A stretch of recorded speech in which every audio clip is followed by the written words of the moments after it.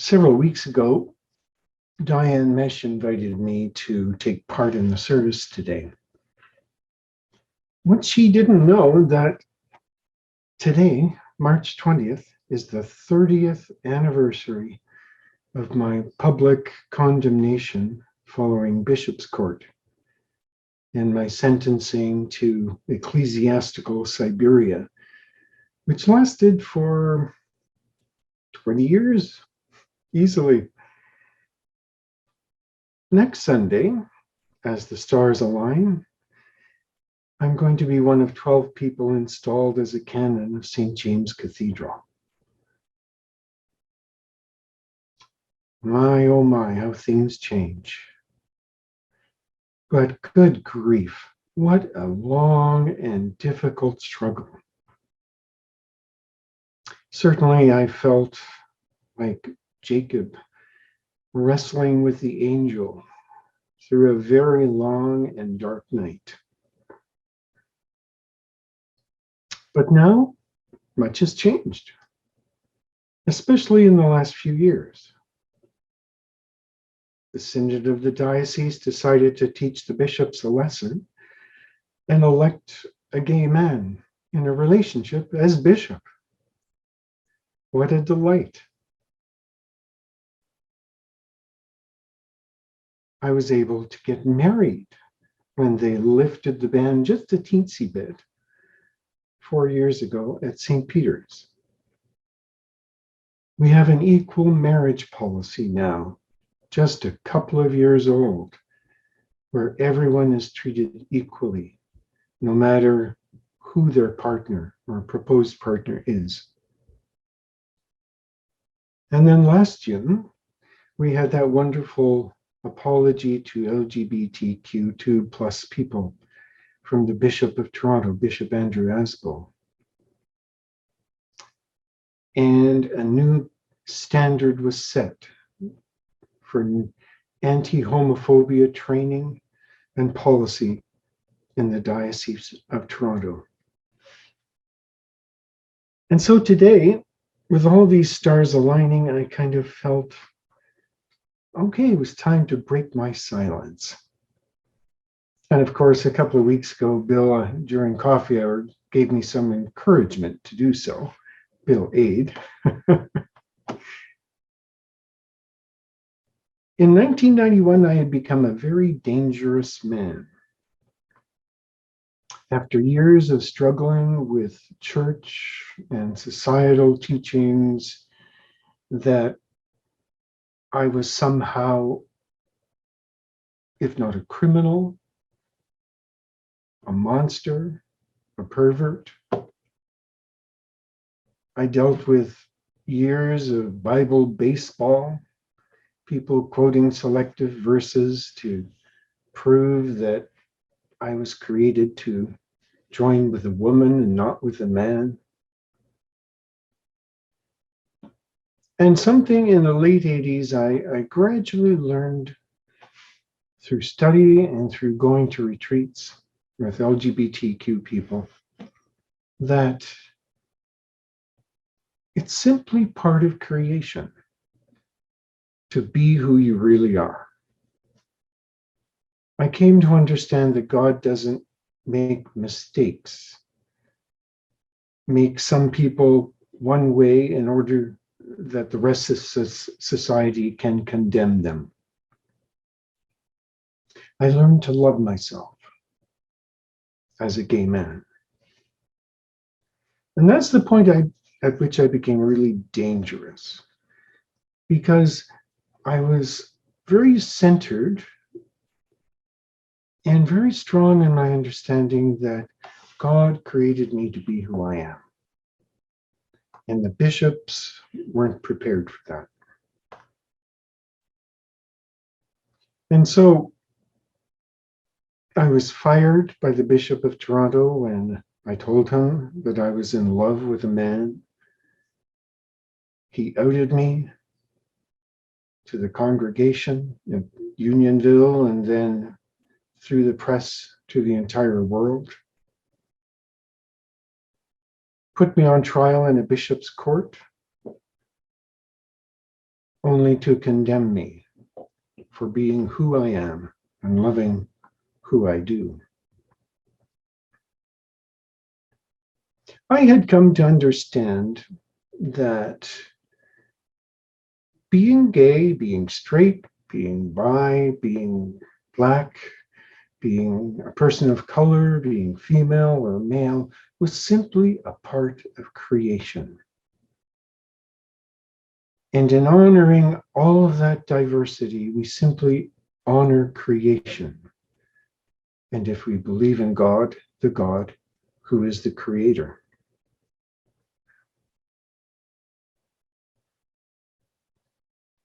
I was banned for life.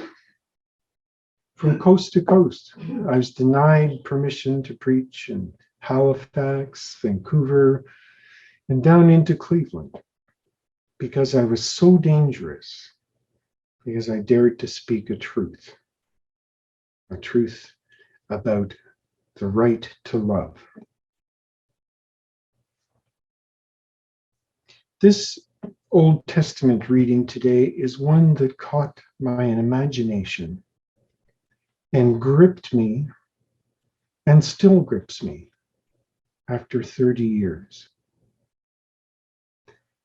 I came across it and I realized that I was engaged in a struggle for justice, a struggle for dignity, a struggle to be understood, to be respected, to have dignity, something which every one of us wants.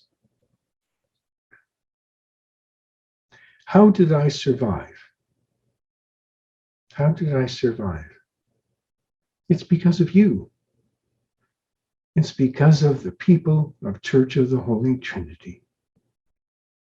And today, I want to testify to just how much this community has impacted my life and brought me to this moment of blessing, sustained me through a very long and difficult struggle of 30 years. I'm sure I wouldn't be alive today if it wasn't for you, for your love, compassion, justice seeking, advocacy. Early on in 91, Allison and Joyce reached out to me, invited me to their home, and formed a support group, which met all the way up to the time of the Bishop's Court. I remember Bill Whitlaw sitting in Bishop's Court every day with his laptop, making notes. Cyril Powell's professor of church history, one of the saints of Holy Trinity, testifying at Bishop's Court about how change happens in the churches, in particular in the Anglican Church, making the point that the bishops have to be pushed. When he was asked by the prosecutor if he was a liberal, he beamed. He said, "Oh no, I'm a radical." A radical. And that describes all of you. You're radicals in the fight for justice. And you hang on tenaciously to what you know to be the truth. And you advocate fiercely for that.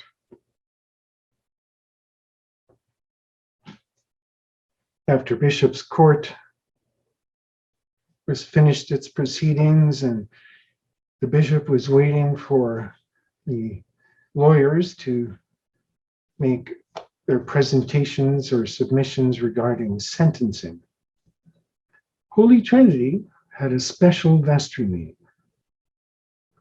The folks at Holy Trinity sent a resolution to the bishop asking that I be appointed at Holy Trinity. What wonderful advocacy. And talk about poking or pushing the bishops. That describes Holy Trinity. When I decided to write a book at the urging of many friends, Lee Creel, who would know? I didn't know that she was a literary agent. She offered to take me on to be one of her authors.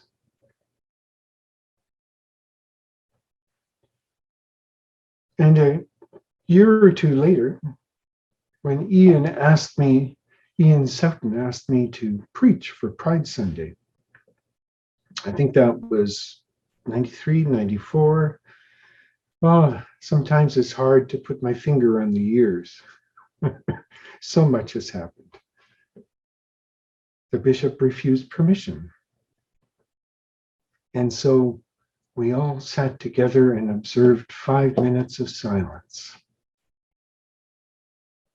You wrapped me in the arms of love, compassion, and you stood with me through all the darkness. Again and again, you advocated to allow me to preach and preside, as you advocated for Joyce and Allison and Meredith. And we became the four in the four of the outcasts of the diocese, the gay outcasts, LGBTQ outcasts. I was subjected to annual reviews. My goodness, who wanted to go to an annual review? Can you imagine the bishop saying, well, Jim, are you still gay? Well, he never asked the question. So many of those reviews turned out to be pointless. But then when a new bishop came, Colin Johnson, I continued to meet with the support of Sarah, who went with me initially, and over the years, Mary Lee Houston. I have so many wonderful memories of pretty much each one of you, and the advocacy, the compassion, the support for me.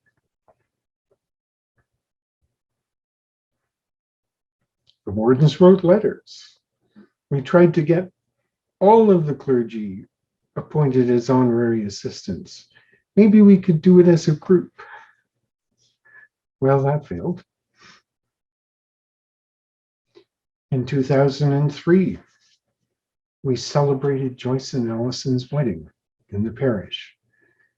Oh, what a time that was.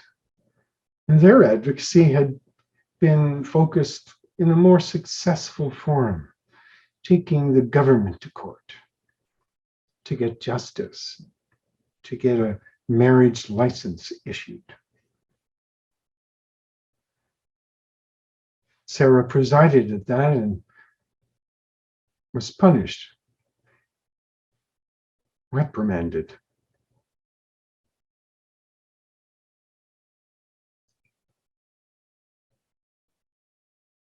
In 2010, Joyce was ordained. The same year, Nola Crew was ordained. You remember that occasion? The parish decided to raise objections at the ordination services around the diocese and hear it at Holy Trinity with Patrick Yu. My goodness, what an angry, furious reaction from that bishop.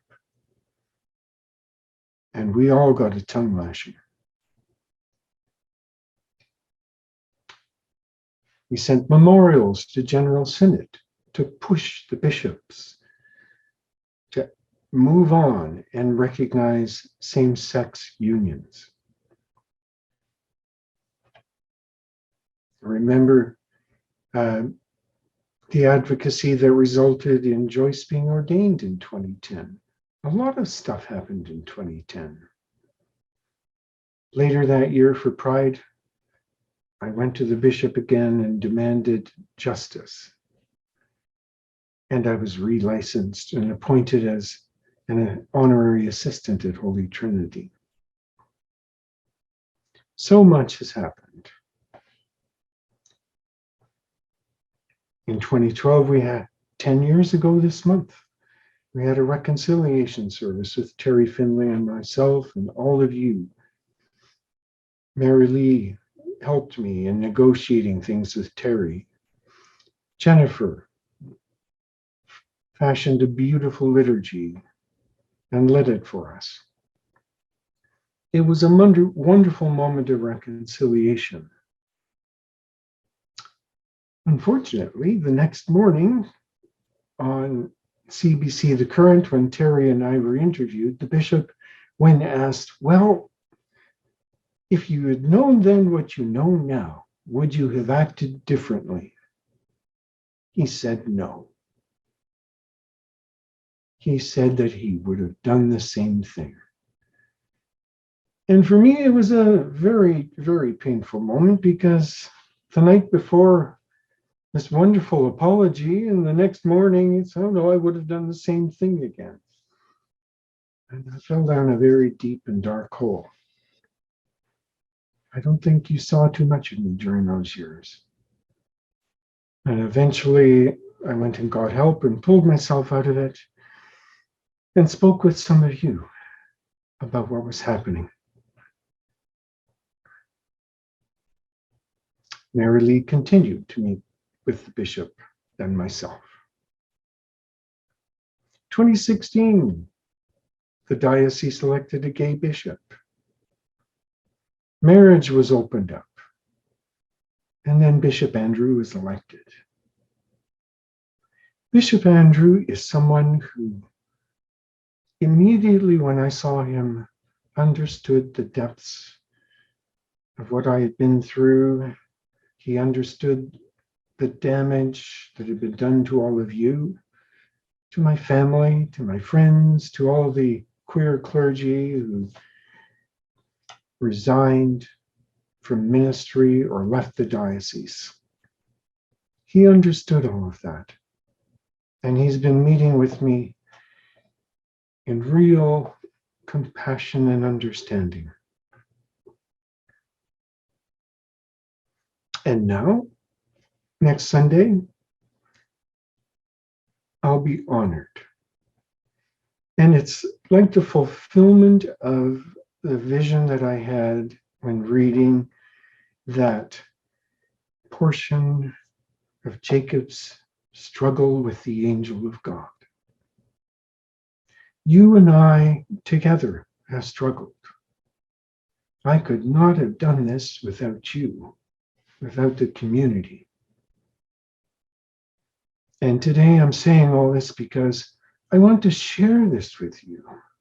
I want to honor you, encourage you. I know that there have been many, many other struggles over the years, and there's more to come at Holy Trinity. And we need to just hang on. We wrestle with others.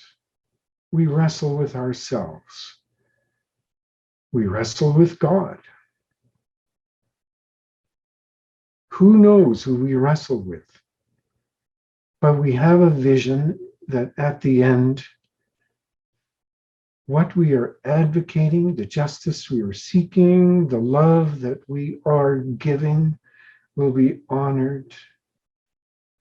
And maybe there'll even be a blessing.